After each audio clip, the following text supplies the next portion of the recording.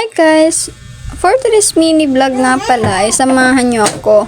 Kinakain ko na pala dyan si Baby Jillian. Ang ulam pala dyan ni Baby Jillian ay tubig at asin. Natutuwa nga ako kay Baby Jillian kasi kahit tubig at asin ang ulam ay ganadong kumain.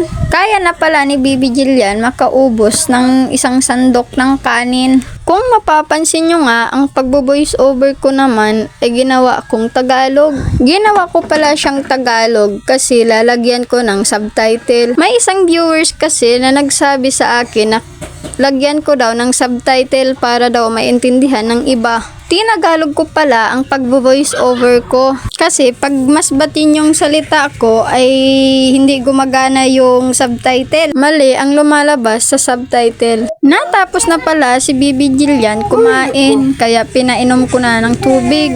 Tuwang-tuwa nga dyan ang Baby Jillian nyo kasi tapos na siya kumain. Pagkatapos nga kain ni Baby Jillian dyan ay ayan muna, nagkulitan muna kaming dalawa. Hindi pala namin kasama ngayon sila Kuya Denver at Kuya Nyupukoy sa ginawa naming mini vlog kasi nga may pinuntahan silang dalawa. Kung mapapansin nyo nga, ang damit ni Baby Jillian ay ganun pa rin. Dalawa pala iyan. Baka po nagtataka kayo kung bakit dalawa iyan. Tinahi lang pala iyan ni Mama. Samahan nyo na lang kami sa kakulitan namin ni Baby Jillian.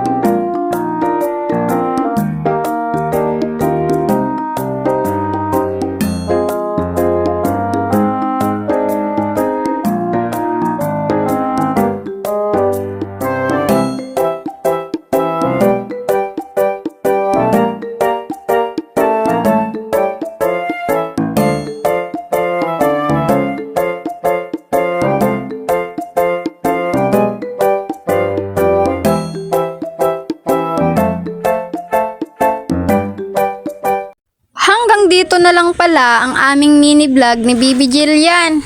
Salamat pala sa panonood.